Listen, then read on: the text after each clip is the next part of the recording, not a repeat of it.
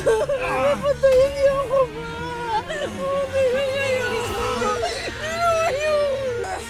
Hawakan niyo mabuti! Ate!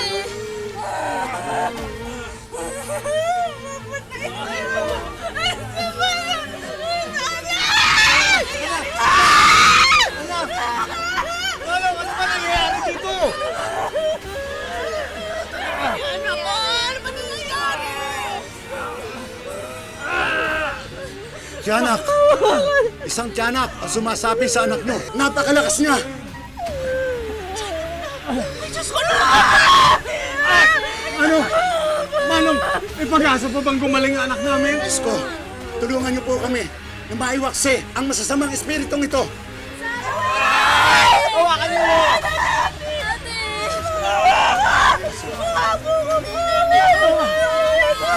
Patayin! Patayin niyo ako, mama! Hindi ka papatulog! Patayin niyo ako! Hindi ka papatulog! Hawakan niyo! Hawakan niyo siya! Kailangan nating malinis ang kanyang kaluluwa! Lumayo ka dyan! Hawakan niyo siya! Kailangan malinis ang kanyang kaluluwa! Mama, tama na po. Nahirapan na si ate. Kung gusto niyo gumaling ang inyong kapatid, makinig kayo sa akin! Lumayas ka! Umalis ka sa watang to! Layuan mo siya!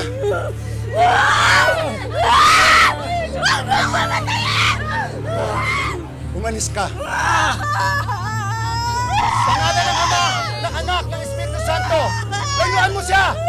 Lumayo ka! Layuan mo siya! Gagaling mo siya! Gagaling siya, huwag kayong mag-alala.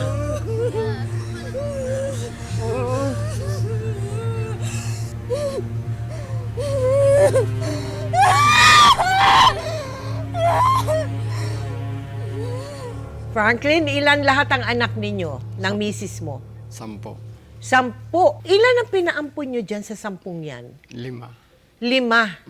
Bakit yung 5, iniwan ninyo sa inyo? Dahil po may mga diferensya po sila, may mga ano. May mga ano po sila, may mga kapansanan po yung 4. Oo. Yung 5 naman po ay kinuha po ng mga kapatid niya. Ikaw, Junie, saan ka? Malapit lang po ako sa kanila, sa bahay nila. Oo. Hindi, ibig Pero sabihin, lumaki po ako sa lola ko. ano-ano ba ang mga karamdaman o kondisyon no, ng mga iba mong kapatid? Yung Junie? kapatid ko po, yung si Dennis po, inborn po yun, Tita Mel. No, hindi po siya nakakapagsalita. Pangalawa po, yun si Janet po, yung nagkaroon po siya ng epilepsy. Tsaka naman si Sarah G naman po. Ang akala namin, ano lang po siya, yung parang sinaniban. Yung parang sinapian po siya. Oo. Pinagamot po namin siya sa albularyo. Tapos? Tapos yun si, si Joanne naman po, ay mahina po yung mag-intindi. Pero yung bunso ninyo, Yung bunso po namin, si, ano pangalan? si Lizelle. Oo, Lizelle. Nakapag-aral naman po yun, Tita Mel. Okay. Wala siyang karamdaman? Wala naman po. Oo. Joanne, ako na magsusukli. Amin na. Amin na, dali. Bakit? Eh, tama naman yung sukli ko ah. 20, di ba? Paano naging tama yon? 4 na biko, 40, di ba? 50 binayad sa'yo, pero 20 binigay mo. Eh di sobra sukli mo ng 10. Naku, Joanne, malulugi tayo nito. Sorry naman. Alam mo naman, may pagka-slow ako. Biko!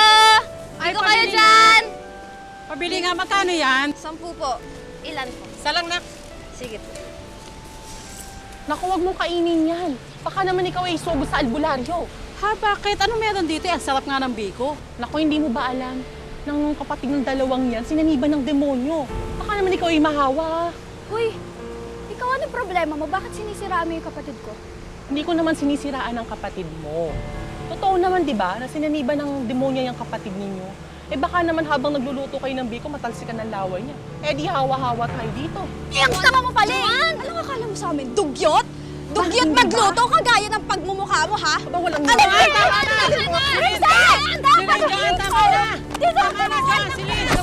Yan! Kapatid mo! Bastos ka kasi! Yan! Kapatid mo dyan! Yan ang kapatid mo! Tama na! Tama na! Demonyo talaga yung magkapatid yan! Buong pamilya, mga demonyo kayo! Ate! Ate, okay! Ate! Ate! Ate! Bihira ka naman, oh. Alam mo nang may sakit ang ate Joanne mo, eh. Sinama mo pa sa pagtitinda. At saka kung alam niyo namang nasa tama kayo, dapat kayo nang umiwas. Alam mo namang may sakit ang ate Sara mo. Tapos si Janet inatake ng epilepsy. Pasensya na po, ma. Ate, sabihin mo na kasi. Sabihin mo ng totoo kina Papa. Gusto ko naman po talaga kayong tulungan eh. Kaso po kasi, kailangan ko po talaga ng kasama sa pagtitinda. Kasi kahit ano pong gawin ko, bobo ako.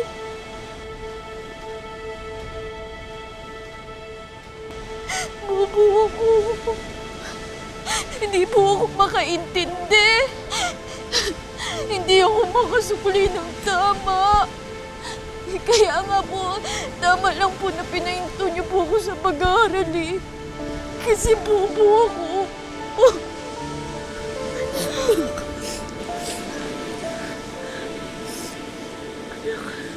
Ni minsan hindi sumagi sa isip namin ng papa mo yung kahinaan mo. Sapat lang yung pera ko. Hindi ako nanghihinayang na tustusan ko yung mga pag-aaral ninyo magkakapatid. Kaya kung sino man ang may kasalanan dito, ako yun. Hindi obligasyon ng mga anak na buhay ng mga magulang nila.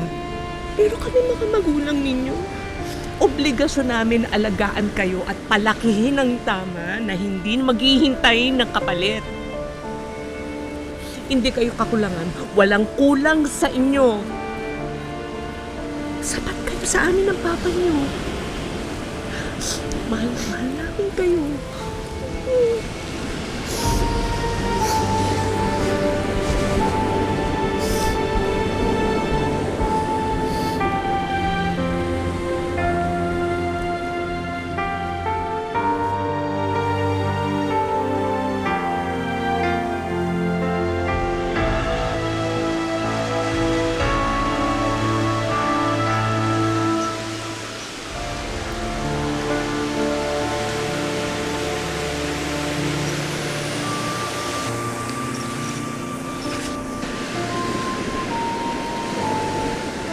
Alam mo na pag-isip-isip ko yan.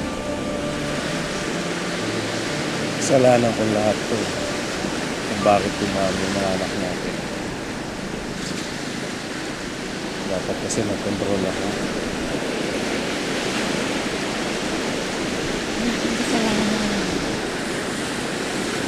Biyaya galing sa Diyos sa mga anak natin. Yung iba dyan, kahit gusto magkaanak, hindi nabibiyayaan.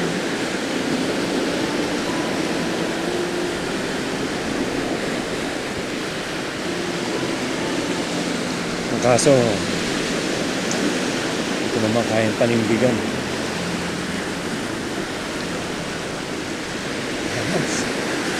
Alam mo, sakit sa akin. Pinamimigay ko sila na parang mga tuta.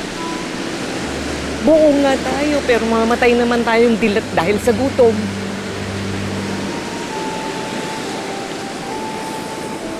Yung natira sa atin, yun ang pagsikapan natin itaguyod.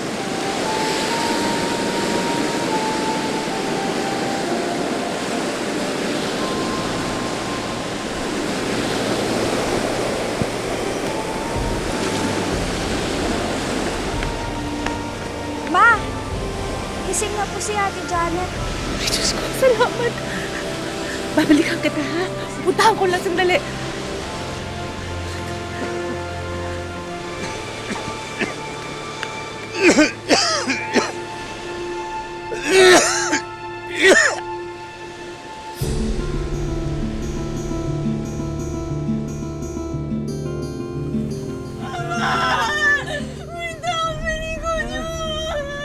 Wala naman eh. Kami lang to ng papa mo. Papatayin niya ako. Hindi, nandito kami. Hindi namin pababayaan. Sara, walang ibang tao dito. Walang may gustong pumatay sa'yo. Gusto mo akong patayin! Ngayon! Gusto mo akong patayin! Gusto mo akong patayin! Tumawag ka na ng tricycle. Dali, dadali natin sa albularyo.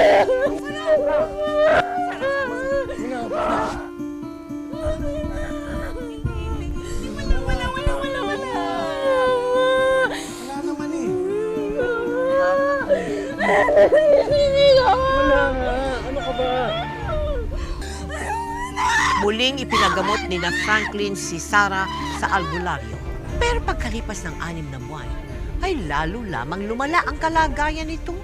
Hanggang sa magkaroon ng isang medical mission sa kanilang lugar at noon lang nila nabatid na may kondisyon pala ito na kung tawagin ay schizophrenia.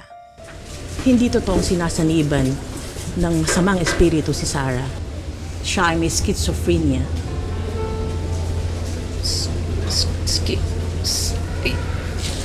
Dok, ano po ba yun?